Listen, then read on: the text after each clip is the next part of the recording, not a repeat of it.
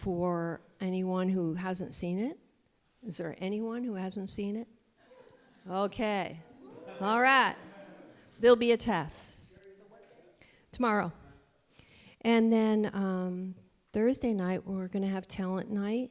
And I'm sure...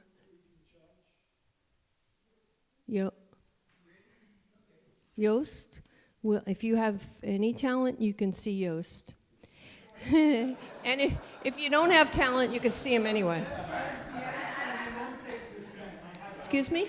That's the answer we won't take this time. I have no talent, so that's the wrong answer. Okay, all right, whatever. So, Friday night, classical music night, and Saturday we have an earlier schedule. And I put a little sheet over here for rides needed and offered. If anybody is in need of rides, you can write it up here, and the schedule's right here. Thank you.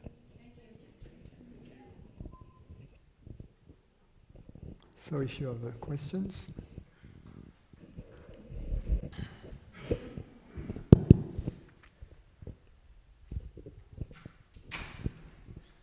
I can see that the body, you, whatever I see is within me. Is this the same as the body not being separate from the world? Yes. Okay. That was easy. Oh, so, yeah, I'm sorry.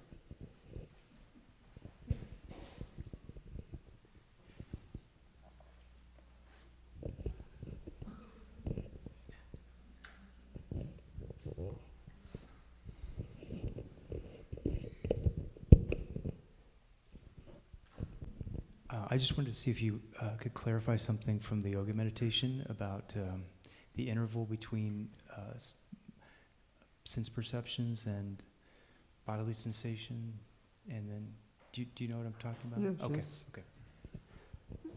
Yes, what I meant is this. I hear a sound in the kitchen, and then I have a sensation in my left shoulder.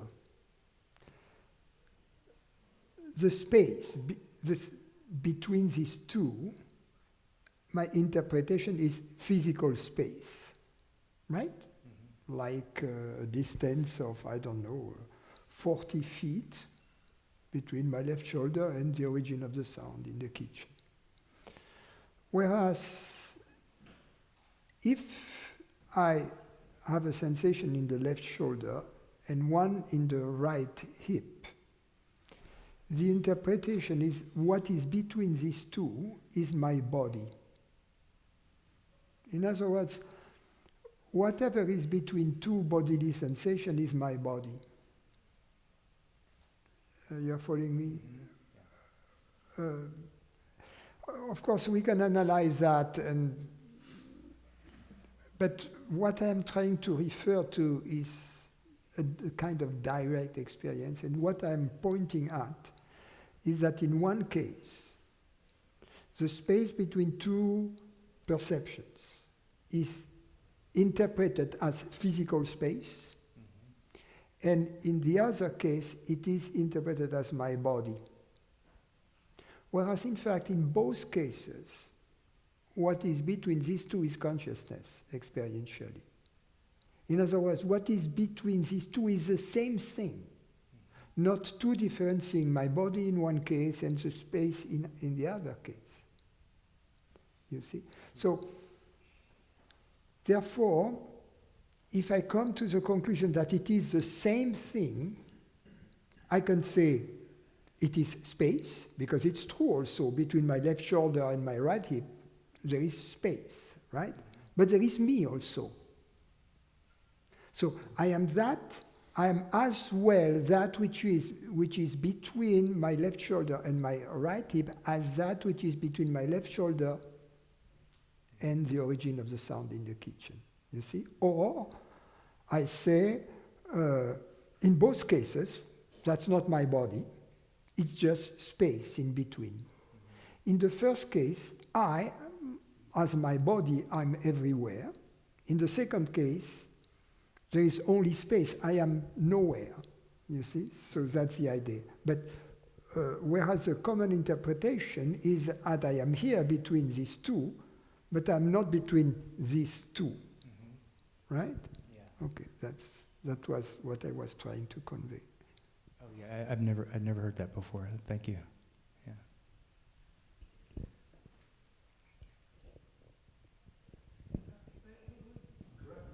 I will pass it Grab along. it, grab it. I'll pass it along after.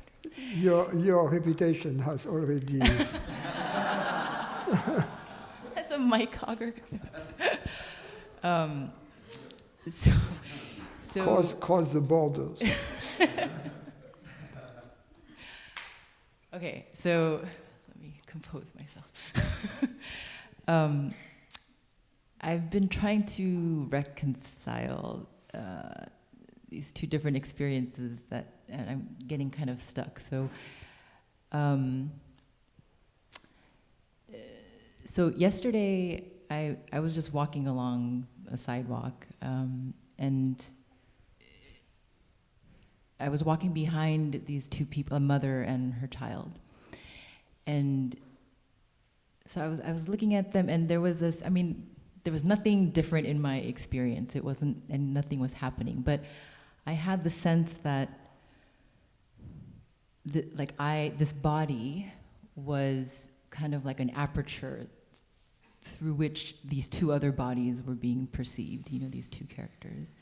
And that these two bodies were in turn also apertures, through which perceptions were being perceived. But that the perceiver was like behind, and above, like way above,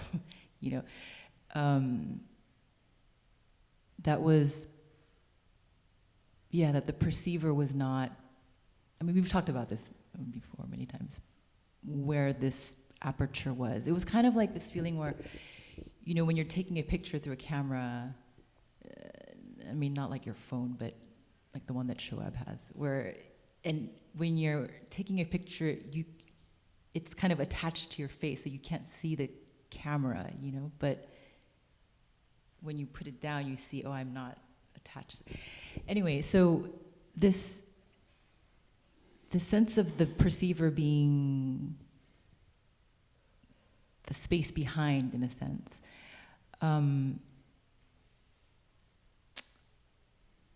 like there was nothing phenomenal in that perceiver, meaning, because I was thinking, oh, maybe it's kind of similar to when, I experienced borderlessness during the yoga, but even then there's a subtle sense of an I feeling in the head, whereas in this case there was no I feeling to that perceiver. But so then I was thinking back to the experience that I described last week with the dream that I had, in which the body, I felt that the energy body in a sense was expanding, and of course the expansion didn't take its full course, but the hint was that it would expand to kind of encompass the room, like where I could become the room, and in which case there would also not be a locality there. But there was a phenomenal aspect to that experience, but it was still an I, like I felt it was me, So these two experiences, they seem very different, but they both have this feeling of that it's me, In the one case it was, I'm the perceiver, I am not these bodies. In the second one, it was, I am this body and also everything, in it. So I'm trying to reconcile, and then, the other thing of one was definite, there was nothing phenomenal in that perceiver experience, but in the expansion, there was this energy phenomenon, so Well, the two things you are trying to reconcile, because in a sense you can express them, are just models of your experience. They are not your experience. They are models. And they are good models, both of them, but they are not your experience. Our experience is beyond all models. It is what it is. And these two models are a much better model than one in which I am the perceiver on this body, and this family in front of me is the perceived. You see, that's the common model, which is the third model, right? And this third model is a possibility.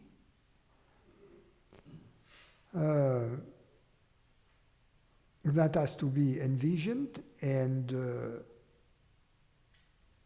eliminated eventually through proper experimentation. However, the two other models are good models, and the reality escapes all models, and the reality is not necessarily either or. It can be an and. It's like in quantum mechanics. Is that a wave? Is that a particle? Well, it's both and neither. You see? Or is the cat alive or is the cat dead? Well, it's kind of a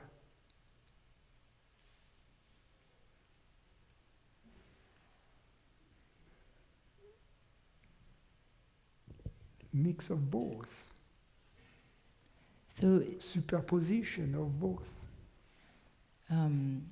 regarding the first model, the perceiver model, what was... The one in which the perceiver is not in the picture. Yeah, okay. So, but what happened, I don't know, there was almost this impulse to like look behind me, you know, to find, which of course doesn't make any sense. Yeah.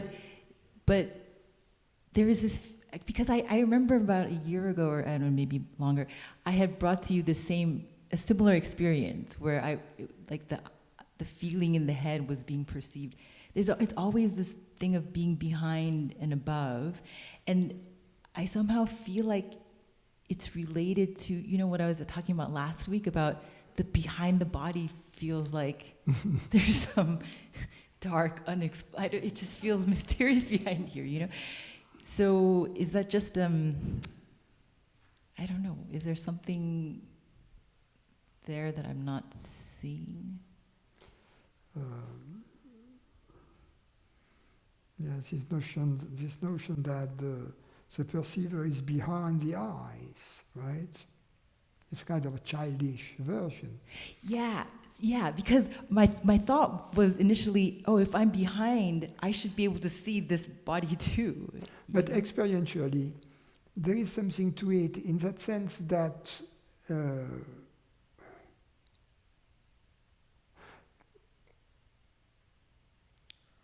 at first,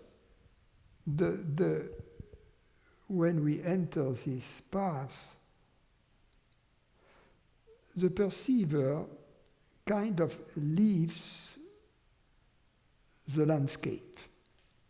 When we are in ignorance, the perceiver is in the landscape. It's supposed to be in the landscape, right? As this human body.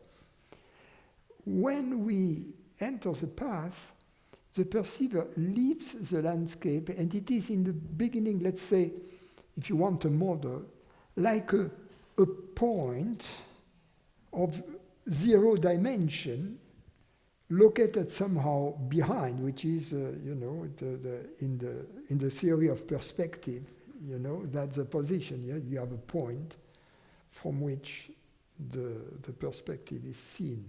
So the perceiver having left the scene, there is a transfer of everything to an invisible point behind. But then, over time, even that changes because this point turns out to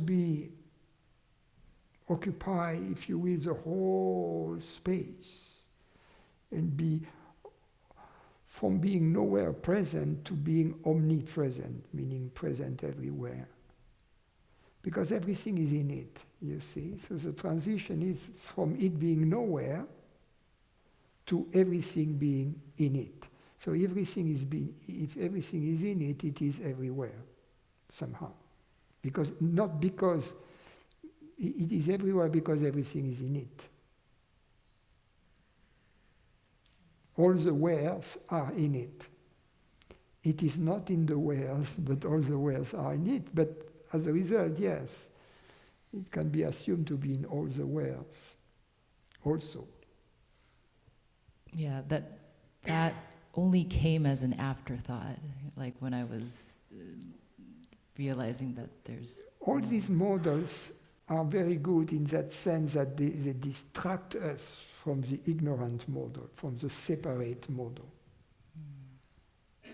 But they are not the reality of our experience, but they are tools that enables us to operate this transition in the way the world appears to us, so that we eventually feel that we are everywhere and nowhere. So this, because I was kind of hung up on this, even though it seemed kind of childish, this feeling of how come if I'm here, why can't I perceive this body? But that must be based just because I'm still, that's a thinking based on the third model, where the perceiver, is here looking out.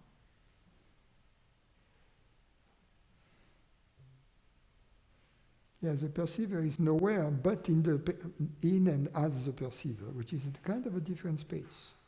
But this different space could be called real space. The other space is just imaginary space, but the real space is the one where the perceiver is, because that's the experiential space. That's a space that is actually experienced, and we can tap dance around that as much as we want.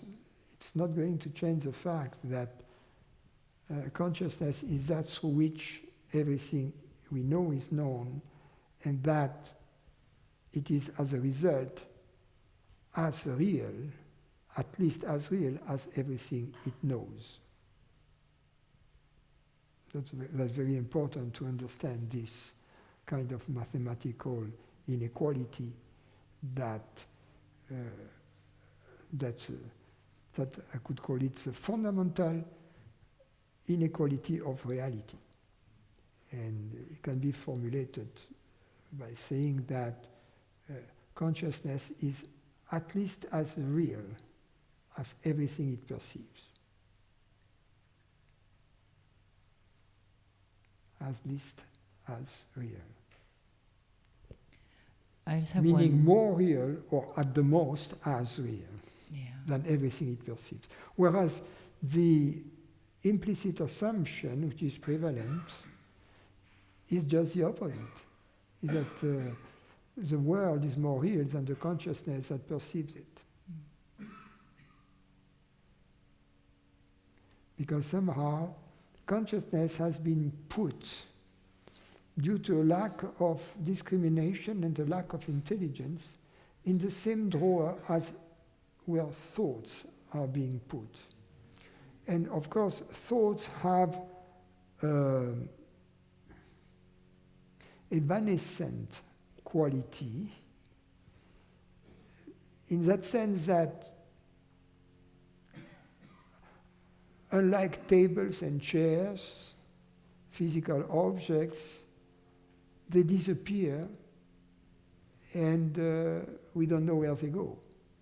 In other words, they are transient, very impermanent. So it seems that physical objects, although they are essentially impermanent too, have more permanence than the thoughts, and therefore that they are more real than the thought. And therefore then, due to this lack of attention, of intelligence, consciousness is put in the same category as thoughts, and is deemed to be less real than tables and chairs. Huge mistake. Because that's through which we know everything we know is at least as real as everything we know. So the fundamental inequality of reality has to be clearly understood. I just have one last question on the going back to that the expansion feeling. Is that what you? Because I remember a while back you would talk about the intimacy, the feeling of intimacy, and you even described an exercise we can do where we paint the rooms with this intimacy. Is that kind of what that experience is pointing Yes, these at? are tools, yes. Yeah. These are Okay. tools. Okay.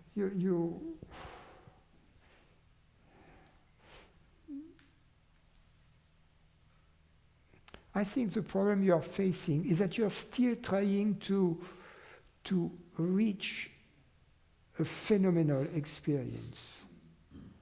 You see, and whereas the goal is just to be like a fish in the water, and not knowing with the mind. The fish doesn't know that it is in the water. But at the same time, every single cell in the body of the fish knows it, knows the water. You see, so that's the same thing. When we are that space, we know that we are that space because we are happy and at peace. But at the same time, the mind doesn't know that we are happy when we are happy. Yeah, I guess I'm. You don't like that, eh? Because you want the mind to know that you're happy when you're happy. Well, I don't. It's asking too much. Why? Is not happiness sufficient? No, it's more this feeling of because this thing of the world being my body, you know, And like you think of the world being my body, like not what Bill was saying about not feeling that I'm separate. You know, I cannot honestly say that is knowingly my experience. You know, that like what you were saying even during the yoga that like this body and the objects in the room, I don't. Well. When you say it's not my experience, Well, knowingly, yes. I mean, whose experience? Your experience as consciousness, or your experience as a human body? well, it's not. It wouldn't be the experience as a human. That wouldn't be the experience as a human body, right? So here you go again. You know? But like what you were just saying about like every cell in your body. Of course, if you believe to be your body, at the moment you think to be your body, of course there is, to some extent, a separation, of course. That is not in question here. That's not what we are talking about. What we are talking about is as consciousness, are you separate? But I think there are still, I don't know, I guess remnants where I do feel I am the body. You know, those are the things I'm trying to discern. Like What's the evidence? Ask yourself. Go back to basics, you know, because feelings are not going to do the job. Don't trust feelings. Trust experience. It's very different. Trust facts. Don't trust feelings. Feelings are misleading. Feelings come from a state of confusion. But I cannot just override these feelings by telling myself, "Oh, I am consciousness." No, you can look at these feelings and see what the truth in them is. So it goes back to identifying these me feelings in the body then. I don't know, for you to say. I don't have these feelings, so I can't. But is that a mistaken? I don't know. Am I going down the wrong path by? Because you were just saying, if you're happy, what's the problem? You know. Well, you have to go your path is the right path. You have to go through your path, which is the only path available to you, and you have to discover what is true and what is not true. I mean, because I could just say like, oh yeah, I'm happy, you know. I don't need to investigate these feelings of separate. Like, if I'm happy, why? But then, I don't know. For me, Yeah, that but feels. the next moment you have a question, so you have to go up to the very end of your Yeah, questions, right? Yeah, there's still something there, I guess.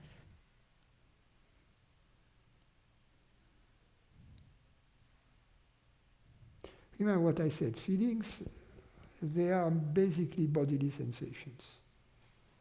So we can look at them and ask ourselves, what does a bodily sensation tell me about consciousness? What can a bodily sensation tell me about the reality that perceives it?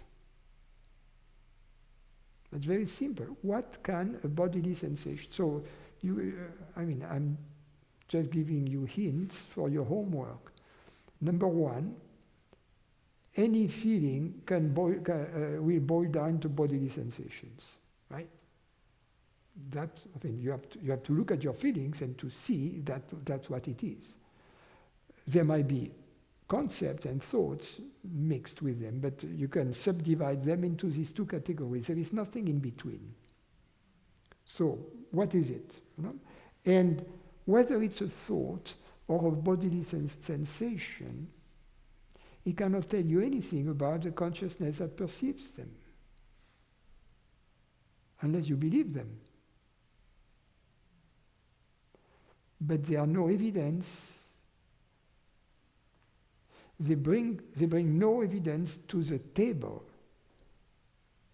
regarding the big question about consciousness. Is it limited or not, for instance? It's not possible. So if you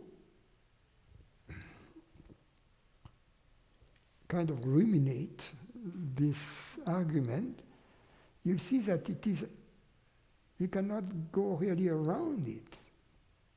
And as you can try to ruminate it, it will eventually erode all these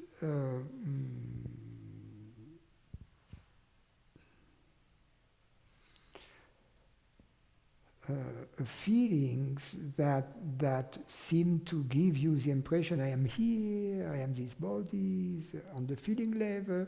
Okay, it's okay in theory, I like your theory, I understand your theory, I am convinced by your theory, but at the feeling level, that's the story that I often tell of the guy, so I am going to tell it for the rookies, the guy who was written checks without any money in the bank, and the check bounces, and the manager asks him to come to pay him a visit at the office, and the manager tells him, you see here, there is a check for 1,000, there is a check for 10,000 for diamonds for your wife, and there is a check for 23,000 for, I don't know, and you had only $3,000 in the beginning. So I see. And the guy tells him, yeah, conceptually you're right, but at the feeling, at the feeling level,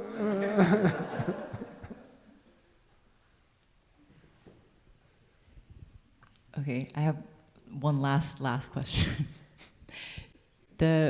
Because I remember now when I'm thinking back, I remember when I last brought that experience of, being located behind. You had said that it was like a state or something, like I was trying to hang on to that experience, and you were saying that I was trying to hang on to a state. Is that? Well, if you can, if it has specificities, such as localizations or elements that can be classified as bodily sensation mixed in it, it is of course phenomenal. And everything phenomenal is a state. Whether this what is interesting to notice is that some states of the body are brought about by the experience of our true nature, yes. But we should still discriminate between a happy body, for instance, or a liberated body, or a body which is more free, or a body which is experiencing some form of relief, a relieved state, with the experience of our true nature. It is our experience of the experience of our ultimate freedom that triggers the experience, the phenomenal experience of a free body. But then the experience of a free body shouldn't become the goal. It can be used as a path, however. In other words, if the body experiences a condition which is more natural, more free, more relaxed, more Adamic, if you will, there is an organic memory of that. And eventually this condition, because it's more natural, will become more stable. And as it becomes more stable, it will get unnoticed, just as the fish in the water doesn't notice the water any longer. It feels too natural.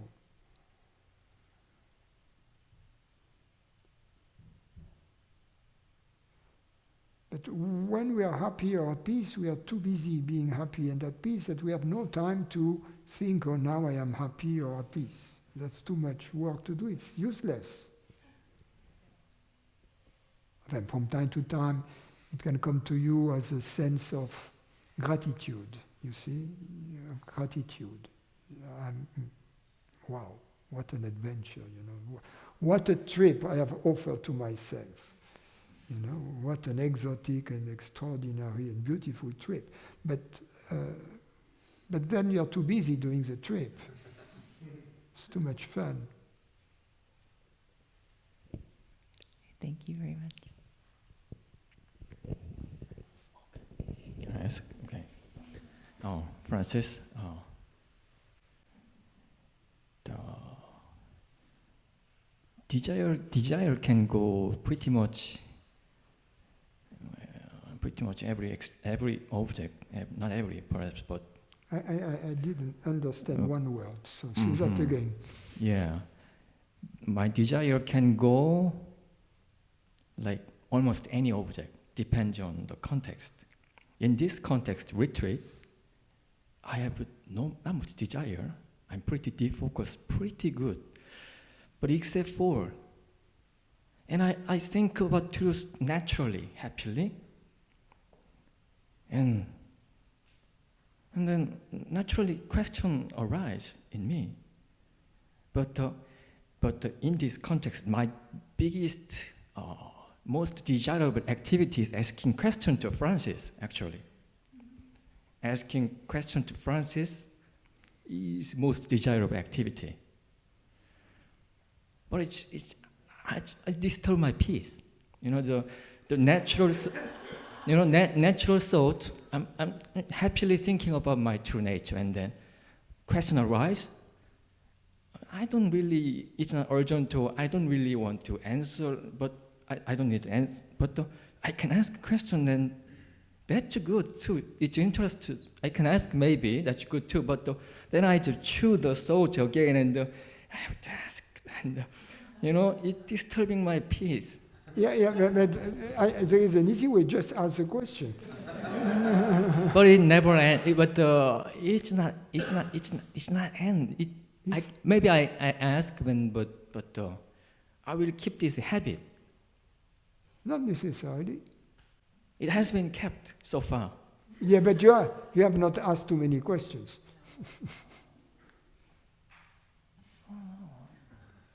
Just when you have a question, ask it, and don't worry about this desire. It's a good desire. It's not a personal desire. It's a good desire. It's an impersonal desire. But there's not much object. But Francis, there's people are like landscape, but Francis appear as separate person. So, I mean, Francis is... That's your problem. Yeah, I mean, I want to be free from Francis.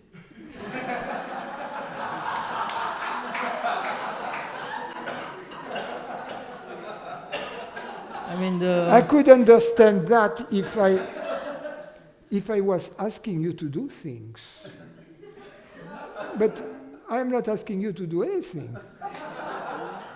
I'm not like a father or mother who wants you to be successful in your study, to work, to marry the right girl, to have a nice house. I don't care. I just want you to be happy, but even that, if you want to be miserable, that's fine too. So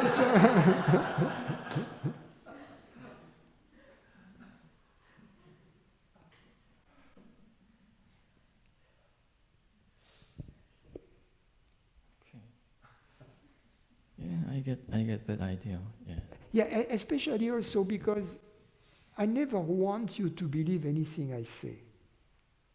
I'd rather have you doubts about something I say than you to believe me stupidly, like a kind of truth that cannot be discussed, that cannot be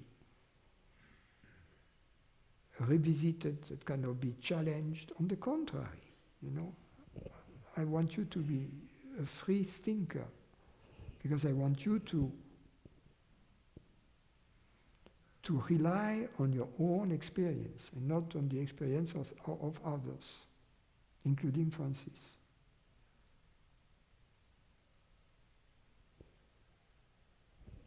Yeah, the ones last week, when I hear about you can enjoy anger, I was going to try to enjoy anger.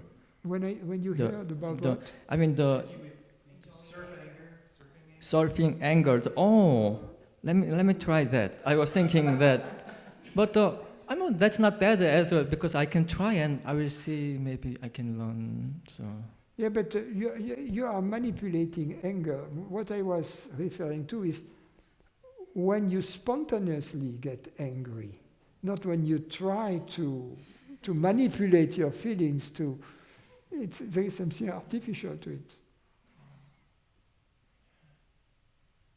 There is no need to get angry when you're not angry, to try what I'm saying.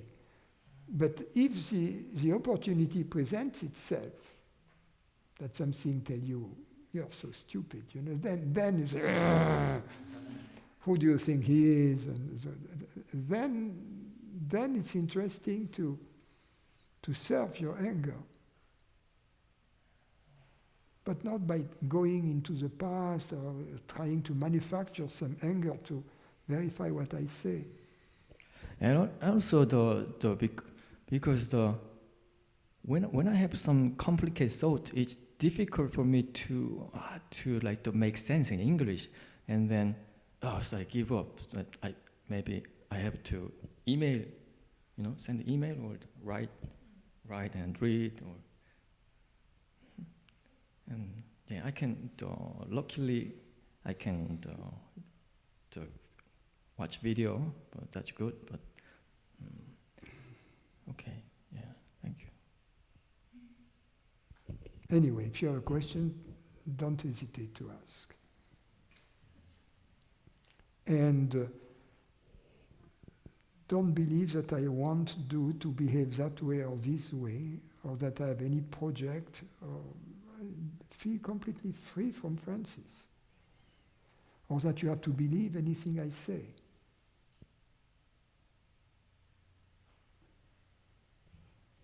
So can I ask one and then? Like the defocused, like no, what's the word? Not identifying with any not all the time. Live like that all the time, and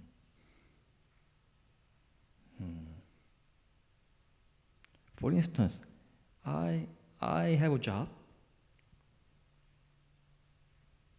I have a job. After retreat, I go back and I work, and I see some of my work, co-workers, boss, etc. And then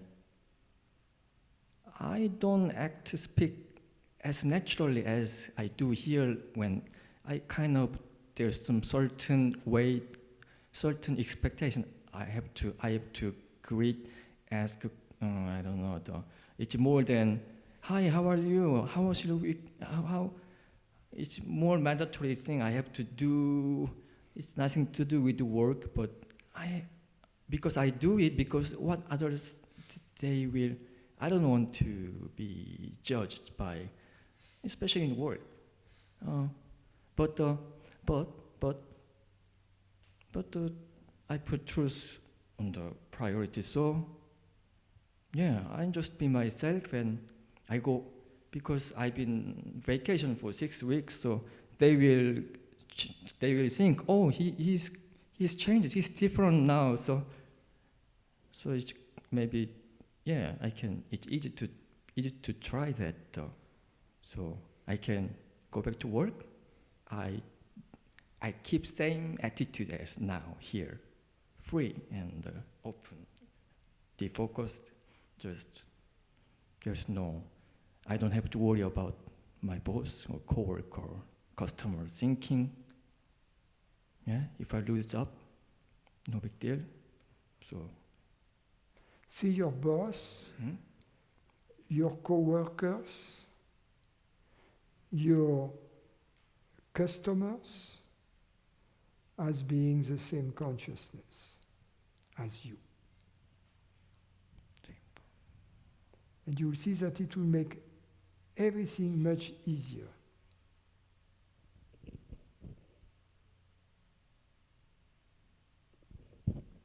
And also,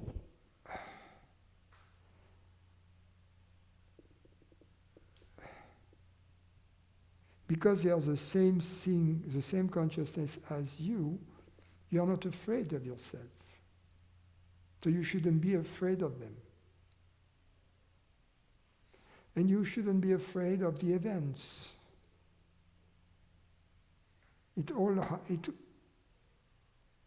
What is meant to happen will happen. And so, for instance,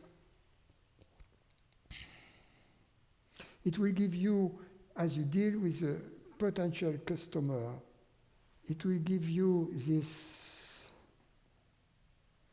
kind of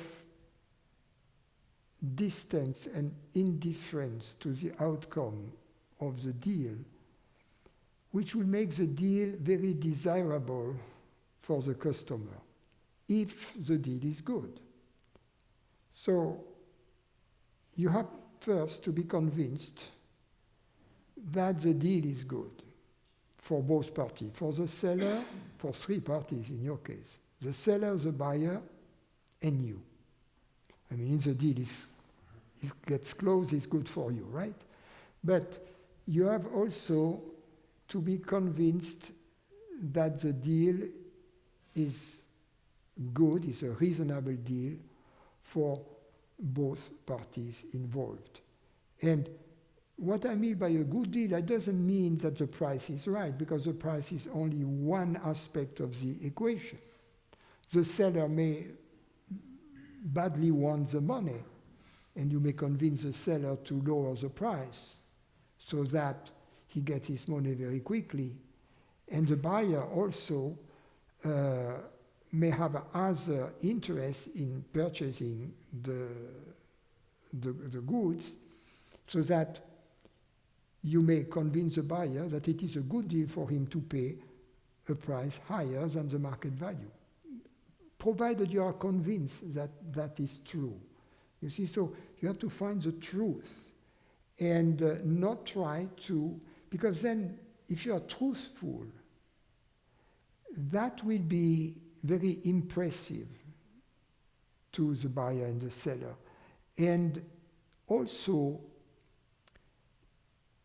you put the deal on the table, and you say, you know, that's a good deal, but it's up for you to see. And then you are not pushy because you know it's a good deal, and then it's not in your hand whether the deal closes or not, you see. So that will give you this detachment that is very attractive for someone who is in the deal, because we don't like someone who wants to convince us, and especially someone who wants to convince us, and we feel that this person is not truthful. So then we have to reevaluate on our own the deal. It may be that the deal is still a good deal, but the sales pitch is felt more like noise that we have to get rid of to really have our close investigation of the deal. But if they feel that you are truthful and that you are not pushy, in other words, impersonal. A good deal is a deal which is good for all parties involved. It's not only about money. It's about the entire context. And whatever is meant to happen will happen. You cannot push it. You can be open to it, you cannot push it. And that would be the best attitude. And same thing with your co-workers and with your boss. Don't be afraid of them. They are the same consciousness as you. If you see them as consciousness, you will touch very deeply, a very deep element in them, a childlike element in them, and they will like you. You see? They will like you even if you do things that they don't like. But you know, we love our children, for instance. And even when they do things we don't like, we say, well, it's my kid. He has to learn. Yeah, okay. And one more question is the anger, not anger, but you said outrages is not comes from ignorance. I heard that, and I didn't understand what is outrage. Outrage is for unfairness for. Outrage is outrage is a distinction between outrage and anger. Anger is about me as a person, and whereas outrage is not personal. So often, anger is, for instance,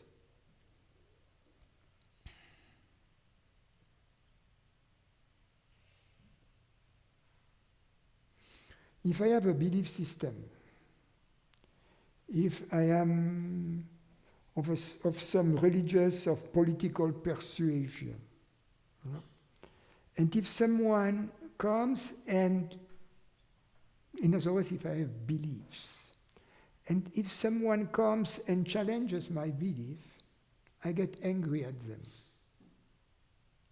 That's stupid. It's personal anger.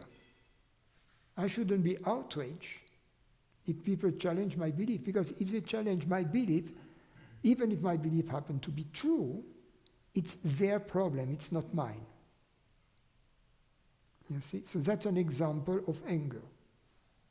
Very common, very common. Because I identified with my belief system, and if my belief systems with which I identify are threatened, I feel threatened, and my response to a threat is aggression, which means anger.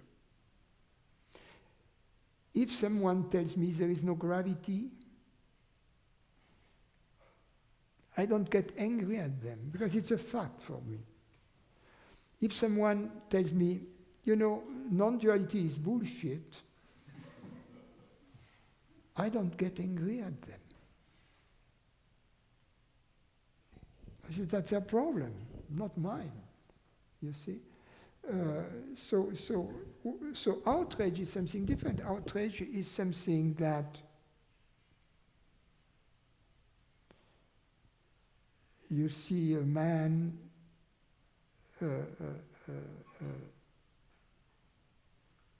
slapping in the face a child who is 5 years old in a violent way. So that generates in you something which you call outrage.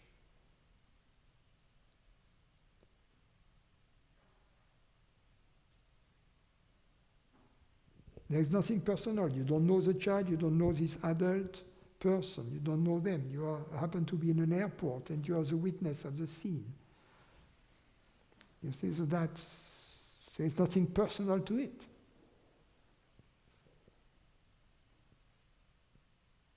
So these are examples so that may help you discriminate between anger and outrage. Okay, thank you.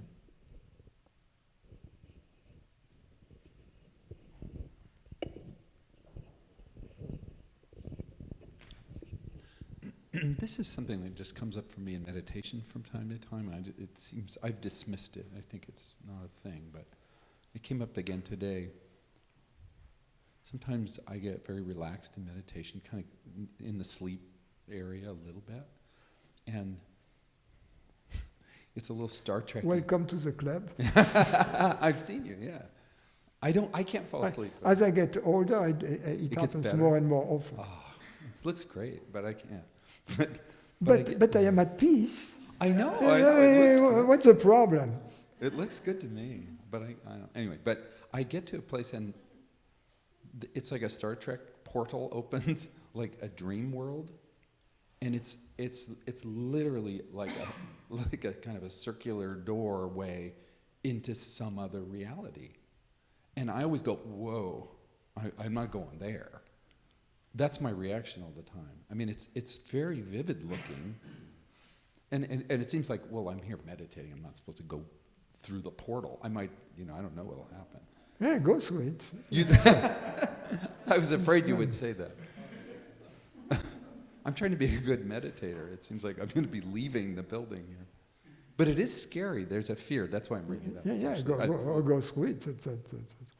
It's like a wormhole, in the Yes, it feels like it. It feels like it. So if I disappear in a couple of days, poof, I went through it. Okay. It's a wormhole. It's not a black hole.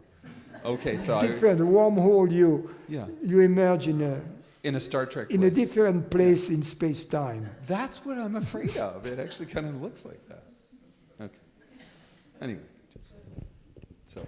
Who knows? It may be a wormhole to infinity. So. Yeah. Okay. Thank you.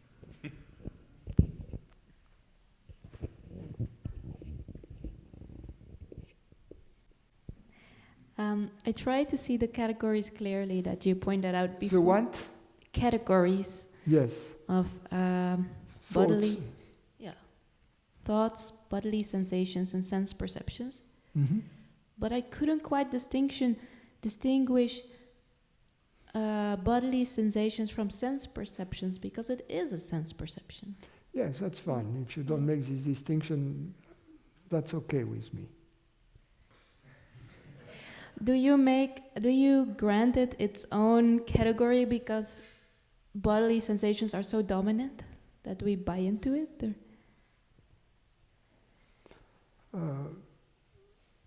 They are all sensations, right?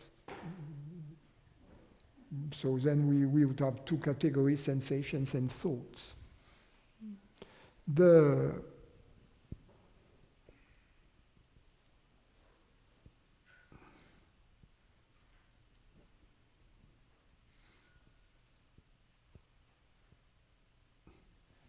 One way to look at it is to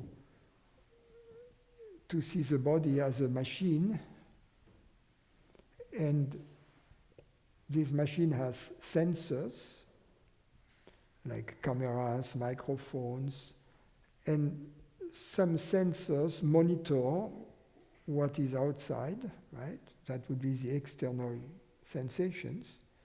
And other sensors are monitoring what is inside the machine, like, I don't know, the pressure inside, the temperature, the speed or the velocity of a fluid inside, or things like that.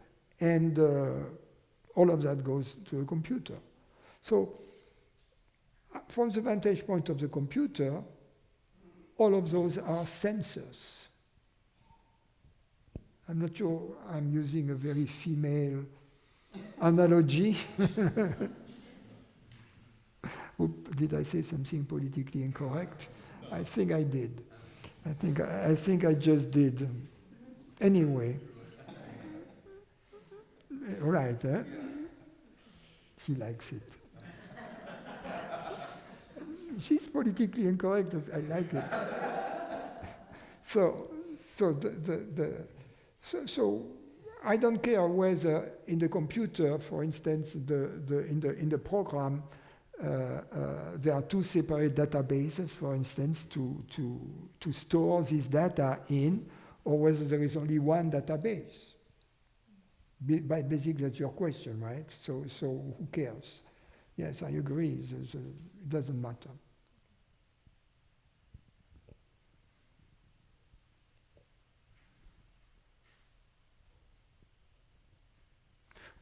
However, the important thing is the disappearance of feelings. That's what is important. Disappearance? Of feelings. Feelings as being something different from those categories. Yeah. You see, as we had some input, some different sensors than the ones I've just mentioned. Yeah, in psychology, we often make... Ooh, don't... I don't give psychology a flying rat's ass. So, the only thing that matters to me is our direct experience. What's your experience? Because that's what psychology is about. We don't need to go to a twisted guy such as Freud what is your experience? Do you experience anything else than bodily sensation, external sense perceptions, and thoughts? That's my question. If yes, describe.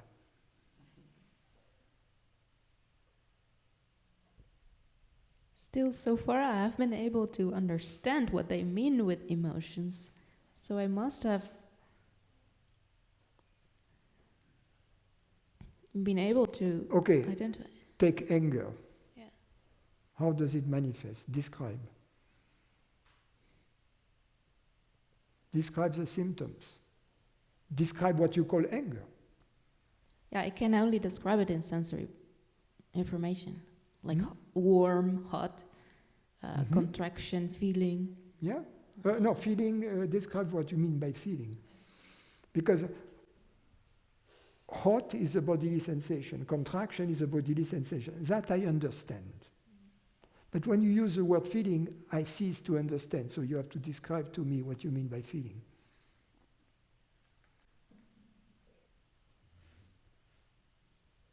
Because I don't have feelings.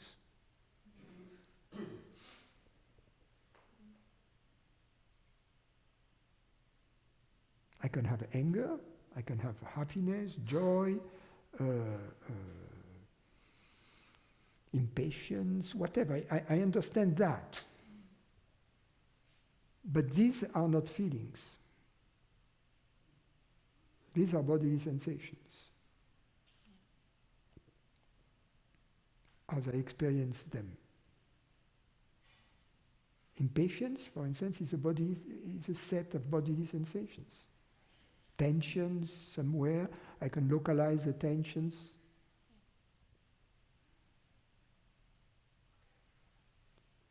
In a sense, not different from, I don't know, thirst or hunger, analogous to that. So by categorizing those, I was not trying to really establish a distinction between bodily sensation and sense perception. That I don't care. I was trying to show the non-existence of emotions and feelings as belonging to a different category than the ones I've just mentioned. And I have a good reason for that, is to bring about clarity to our experience, because by it forces us, what I've said, if you are interested, it will force you to take a look at your emotions and ask, is Francis right? What I call anger as a phenomenon, anger is a process, right? It's like a video, right? And Francis says it's solely made of thoughts and bodily sensations. Is it true? Or is there something else? So it forces you to look at the process and see whether there is anything else. And answer that for yourself. There can be thoughts such as, how did he have the audacity to say that to me? That's a thought, right? And then you can have, I don't know, burst of energy in the body, and you can see it's located here, here, here, here, I want to bite, you know? So you can't just say that that the bodily sensations build up in a structure of that you can call it emotion, like they're the building blocks. Oh, you can say that, but then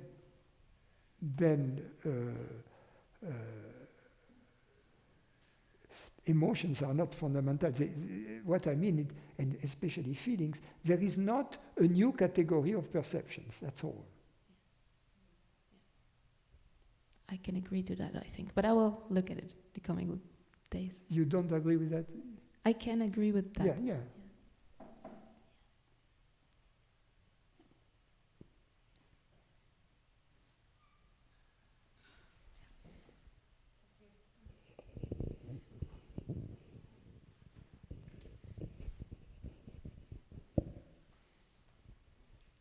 Francis, I had a question about space in the yoga. When I offer the sensations to the space, I usually visualize, since the eyes are closed, what surrounds me. And usually it helps me to offer the sensations. But it's still, my understanding is I'm still using a concept as space. Yeah. And I was wondering if you had any suggestions or directions. No, that's not bad. It's part of the progressive path. But you may also go directly to the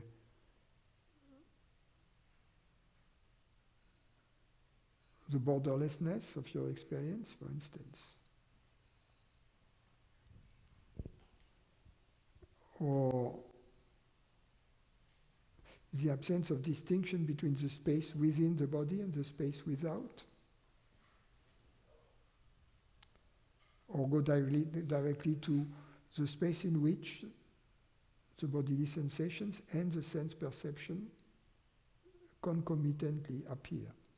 So you can use these tools. They are more part of the direct path, whereas the ones you use have an element of progressivity in them, but they're okay, because they nevertheless have the power to move you somehow beyond or the usual beaten path, if you will. One thing I do notice is that if I do the yoga exercise at night, right before I'm mentally and physically tired, I don't need to use that visualization. No. It just seems it takes me immediately to... And also these visualizations they are useful, they have to be abandoned at some point. And especially, they have to be abandoned as soon as they become repetitive and mechanical. That's very important, because there is no juice in them. They have to be just used as stepping stones. But don't dwell on them, because then it becomes just a repeat. In other words, don't feel that you are practicing, but feel that you are just conducting experiment, looking at the outcome, and that's it. And also do that only for as long as you are interested in doing it, which is my usual motto. Thank you. I had another question. Lately I've had some situations of minor conflicts, and I'm noticing a few things. One is I seem to have a low tolerance for things that seem to bother me, so I express more, which perhaps those things didn't used to bother me. I didn't think much of them. And when I do express them, when I look at you, I see tremendous amount of spontaneity. And so I judge myself because I feel oftentimes it's not there, and there is strategizing off situations. Although I use all the other person has the same consciousness and all that stuff, but I still see that there is some kind of strategy. And what I feel is that usually these small conflicts create like a bad taste afterwards for me, and I feel like somehow I have to dispense of any kind of planning while that is happening. The only thing I noticed that's still putting me there is I noticed that usually these conflicts would bring out sensations in me or the other person, and there is kind of this subtle discomfort. And part of that strategizing seems to be an avoidance to perhaps face that, but it seems to just all happen very fast. Yeah, but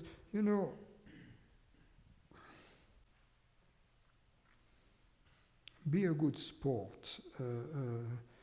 If you feel you have said or done something that you wish you hadn't, tell this person, I wish I hadn't said that. And if this person is a good sport, they will say, well, I wish I hadn't said that either, you see? And if they are an asshole, they will say, oh, this guy is weak, he's weak and stupid. And so they will remain an asshole, That's all there is to it, but you have done your best. And then it will erase the bad taste that was left in you, because you have kind of, you have done your best to be impersonal. You have been impersonal at that moment, everybody makes mistakes. Ramana Maharshi was making mistakes. I mean, it's only angels don't make mistakes, but even angels sometimes they fall. So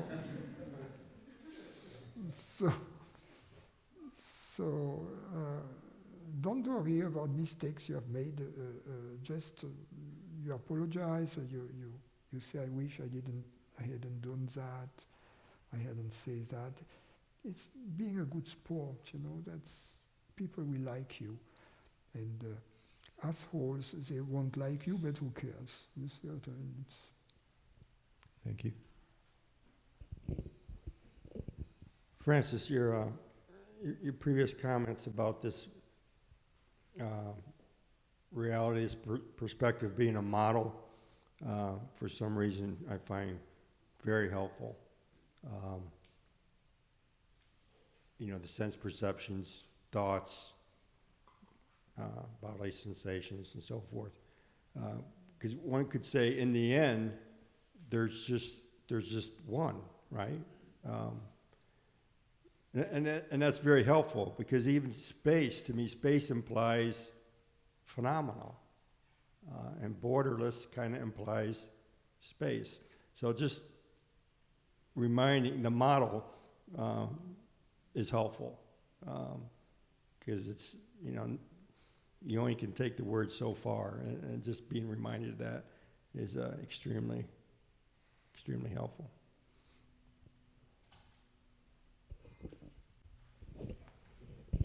I call it space only because the true nature of space-time is really consciousness. And I think that space-time, at least at our human scale, and from the vantage point of our human mind, is the phenomenon that is the closest to consciousness, if you will. Space and time, and in fact,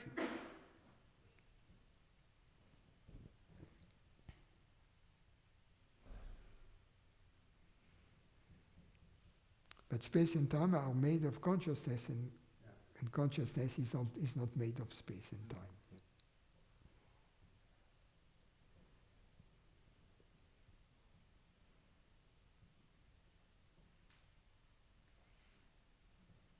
But in our human experience,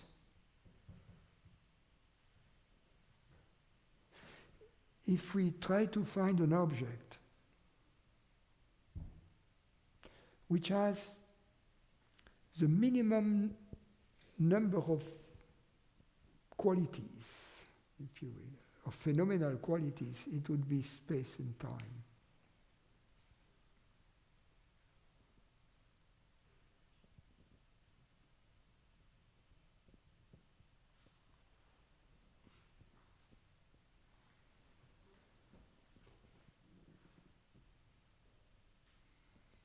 Any other phenomena is immediately more complex, if you will, than space-time.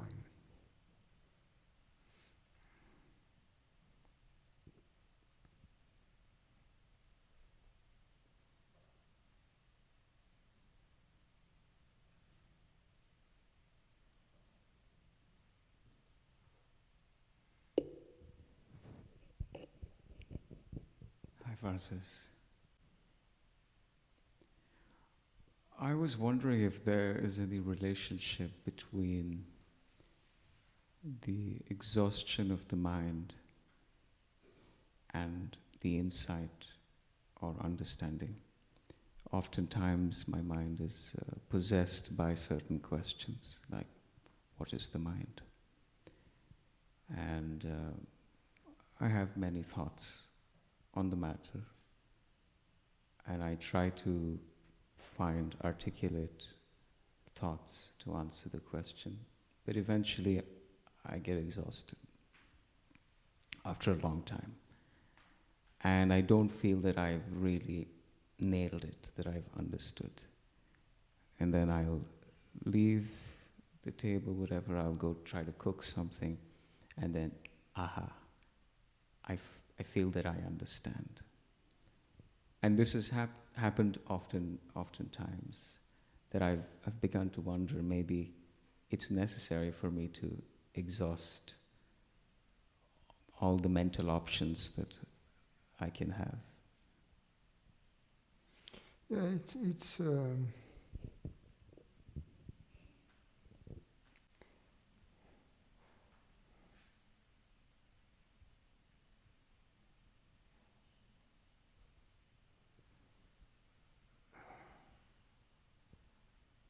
the door to creative thought, the door that opens to the dimension of understanding needs to be transparent. Often the intuition comes to us when we give up the activity. The activity on the level of the mind plays an important role of exhaustion, but it is not an exhaustion in terms of fatigue, of being exhausted. It's a different meaning of the word exhaustion. It's more an exhaustion in which the possibilities have been exhausted. All the possibilities have been contemplated. In other words, the investigation of the question has been completed. All the elements of the puzzles have been gathered. And then at some point, having all the elements on hand, at some point they fit together. So this exhaustion is necessary. It is not, in many cases, it is necessary, it is not optional. It is a process through which the mind deconstructs belief systems that it has constructed under the spell of your ignorance. But it is true also of any kind of understanding or intuition. When I was in college, and when I was a graduate student, and we had tests, and at the time everybody smoked, so I was in the lecture hall, and I would, as soon as the subject was given of the test, I would pick up a cigarette. I would read the thing, and then smoke my cigarette and relaxed. And then in this relaxation, the solution of what to do next would come to me, you see? But at first I needed to read the text and the data and the questions. But then there is a form of relaxation in which you don't think of anything. You just stupidly suck the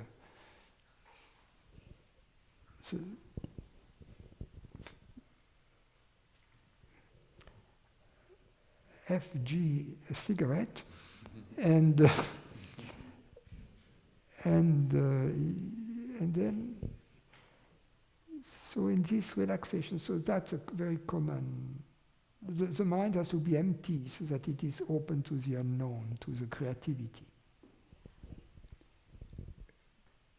I once heard that no serious thinking happens in the mind. That's true. That's absolutely true. If by serious thinking we mean understanding, conclusive, creative. But the investigation on the level of the mind, the compilation, is important. Is writing a better way to think than to just think without? I don't think so. I don't think so for the following reason, is that writing is kind of linear, word after word after word in a sequence of a phrase. But thinking itself is much richer. Something linear, if you will, is monodimensional, right? Whereas images are two-dimensional, so they have a much larger quantity of information, of potential, if you will, or even we can think three-dimensionally by visualizing space. So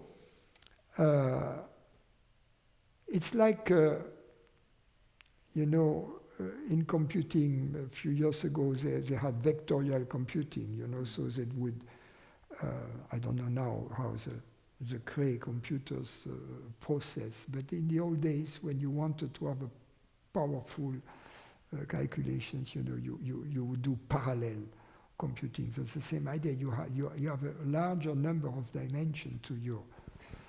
So the form of thinking that precedes creativity is rather through visualizations. For rational thinking, of course, it's not the case for musical thinking. For a composer, it will be different. It will be sound, obviously. But even a composer, I think we visualize sounds, but not in a melodic fashion, monodimensional, but in a more harmonic fashion, like Beethoven or Mozart composing the Jupiter Symphony and kind of seeing all the parts of all the instruments and how they interplay with each other. So there is also a multi-dimensional quality even to this creative thinking.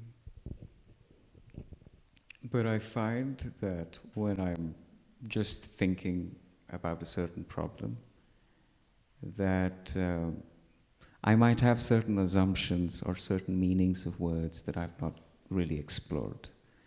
And when I write, then I can attack it more in a better way than if I'm just looking at my thoughts. Perhaps my experience of thinking, even if we think about philosophy, about reality, all these things, is, for me, the way I work is very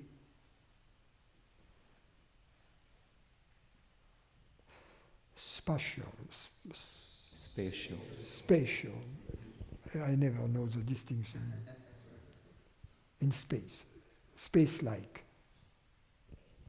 So do you feel that you keep thoughts in a space-like... Yeah, and then the formulation then it channels it in a linear fashion, because it has to be orderly in time. And logical reasoning, of course, is what you have seen in this multi-dimensional space. Then in order to explain it, you have to put it in the sausage machine, that then delivers at the end just, so you put the big animal in the sausage machine. And then sorry about that. I don't mean it. We are vegetarians here, don't worry.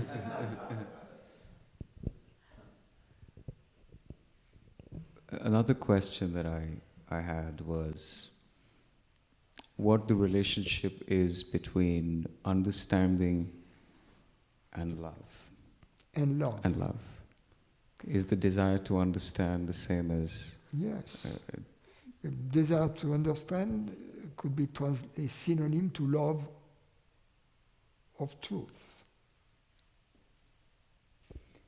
And is the desire to understand different from analysis, analyzing something? Is that different? The analysis is precisely the mind part of the understanding process.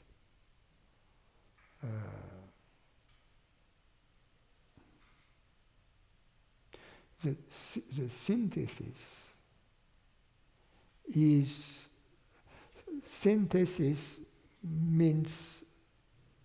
comes to two Greek words, sun, so sun, which means together, and Greek verb titemi, which means to put together, which is the same meaning as comprehend. Cum, Latin, together, prehend, to take together. So the synthesis, analysis, it's kind of the gathering of the data, the selection of the data, but the meaning of this data together has not yet found. It's found in the comprehension, the synthesis that follows the analysis. In the synthesis, everything is put together, which means one thing, is that everything is brought back to unity. You see? And the unity of consciousness is dissolved and the solution emerges. The truth emerges from the oneness. So it is true of any process of understanding, including in practical life, in artistic endeavors, in love, because love also involves understanding, and in science, philosophy, etc. But it is especially true of the understanding we are interested in here, which is, in fact, could be described as the understanding of understanding itself. You see, it is the understanding of understanding. It is truth that sees truth itself. So that's a very self-reflexivity, self-reflexive form of understanding. With regard to understanding the truth, sometimes I wonder if I'm missing something. I might have a thought, am I missing something? Because I find there to be great clarity. I can talk about it freely, no problem. But sometimes I might have a thought, am I missing something? The question is, does this understanding connect to your experience? Does it jive with your experience? That's the main issue. Yes. Because if it is free floating above your actual experience as on a separate, purely conceptual realm, divorced from and distinct from your actual experience, then it is not. Then you are missing something. Yes. No, it seems that I can see it in my own experience, but I might have a thought that perhaps there's more to be explored. It is not something that you can see in your experience. It is something that you see as your experience, which is very different. Something you can see in your experience is, of course, a fragment of your experience. Something that you can see as your experience is really involves the totality of your experience. There is nothing outside it. Are you? Yes.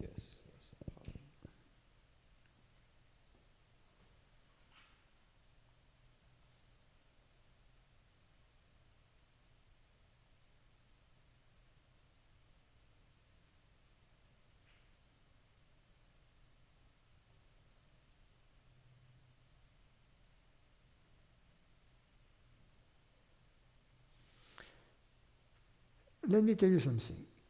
If you have the feeling that you are missing something, you are.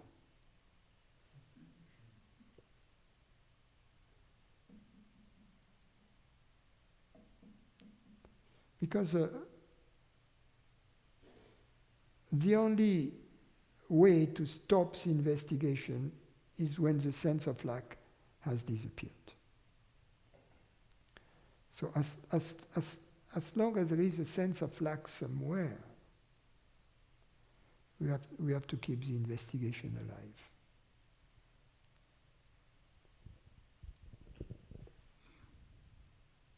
No matter what we have already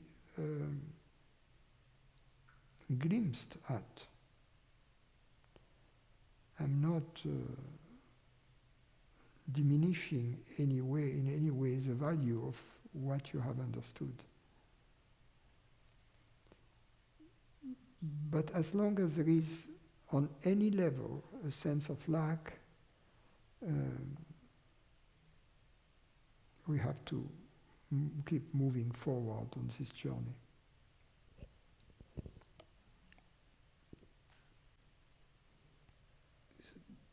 Sometimes there seems to be a duality where there is great clarity and understanding, but there is an attachment to lack rather than there being a lack. I can see there is no lack. But I like the fact maybe I'm attached to exploration. I like, or I want to keep exploring. Oh, but you can be attached to exploration without having a sense of lack. It's just a sense of fun. I mean, only when you're dead you stop exploring. In my view, but life is made about exploring and trying new things and exploring new things, and that you let go of these things once you have, But it's fun. Yeah. By missing something, what I really mean is this feeling that maybe there's a question that I haven't looked at, or there's. And do you think that is synonymous with a lack? Well, you can only look at the questions that you have, right? Mm-hmm. But the ones you have, look at them. So there might be other questions that will come up as a result of this investigation, but you can only have the questions that you have. But this is what you have to look at them, into them.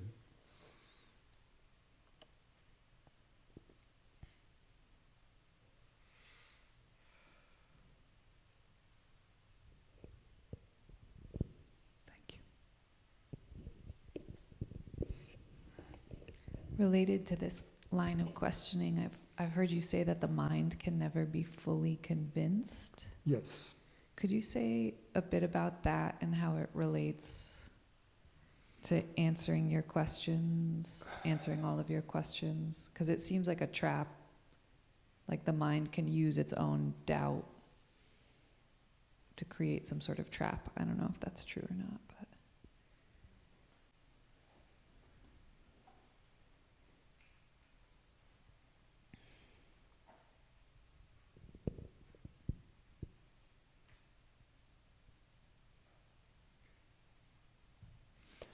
Let's say,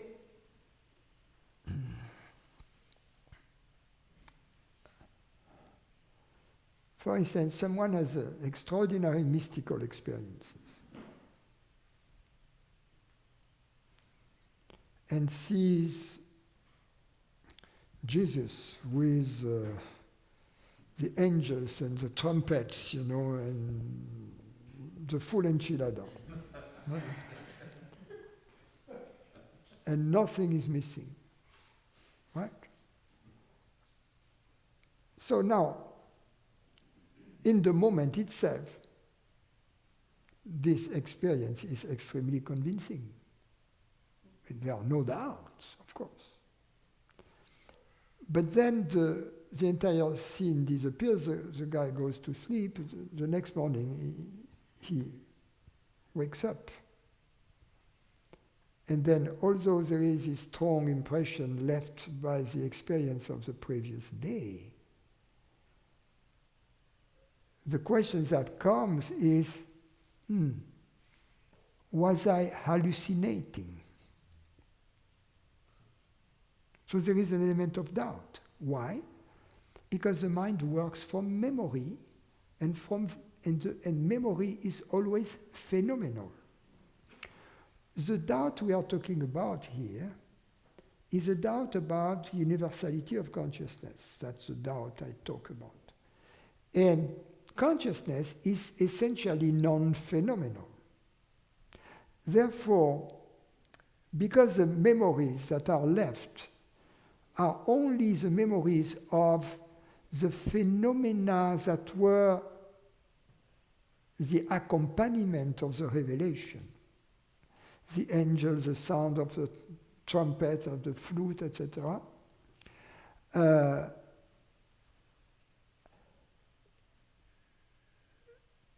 The direct self-evidence that was present at that moment seems to have escaped. Now, so the mind can never be convinced absolutely. However, the mind can get convinced relatively. In the same way, for instance, that We are convinced that the sun is going to rise tomorrow at, I don't know, 6:30 a.m. Why? Because since we are born, every morning the sun has risen. And also because there are astronomic tables that tell us at which precise time the sun is going to rise tomorrow, and there is... So, question. Do we have an absolute certainty that the sun is going to rise tomorrow? No. No, because some supernova close by may have exploded, and the radiation which are going to destroy the solar system are on their way, traveling at the speed of light, and they will arrive tonight. And the sun tomorrow is not going to rise. So the certainty cannot be 100%. But nevertheless, it's almost certain, right? There is a preponderance of evidence. So the way the mind works, the way the mind acquires conviction is through preponderance of evidence. So that's why here I suggest the experimental method, to conduct experiment into the universal nature of reality/consciousness. And as we conduct this experiment, every time there will be a confirmation. The memory of this confirmation will be noticed in the mind and will be kept there. And then evidence will accumulate in the mind, and then we will be able at some point to reach a certainty which would be analogous to the certainty we have that the sun is going to rise tomorrow, but not on the same level as the level through which we are certain that right now there is consciousness, because this level is absolute. So, the beauty is that at some point we have at hand both levels of certainty. On one hand, we have this preponderance of evidence which makes us quite certain that there is reality and consciousness.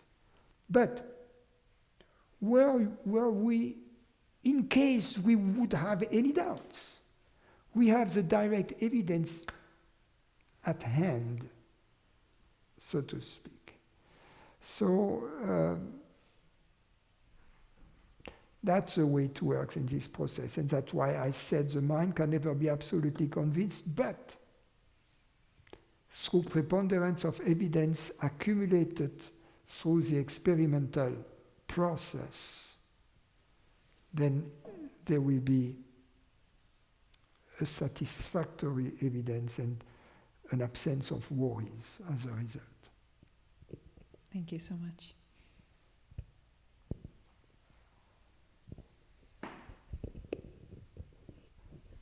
Hi.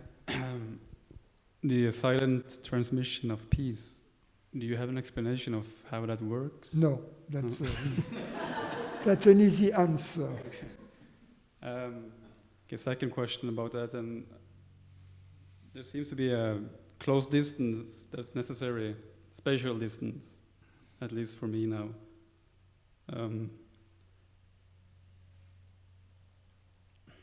So when we go back to our home countries or whatever, how can we access the transmission? I mean, it also seems to come from within in the end. I mean, obviously it does, but... Know that you are being infected. Okay. It's infectious. And it may take some time for you to discover the symptoms, but And sometimes, by reading a book, by watching a video, you can also feel the connection again. From time to time, when I would talk with my teacher over the phone, I would feel the same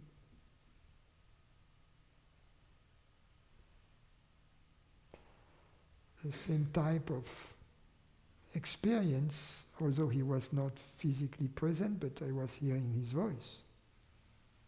So now we have not only the voice, but we have the images, we have. So I think the videos are a good vehicle. In a sense, better than the books. I know some people prefer books, and I hate to write books.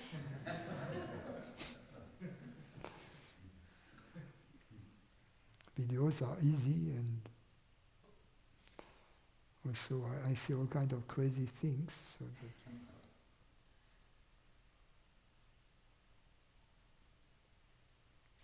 I'm getting hungry, aren't you?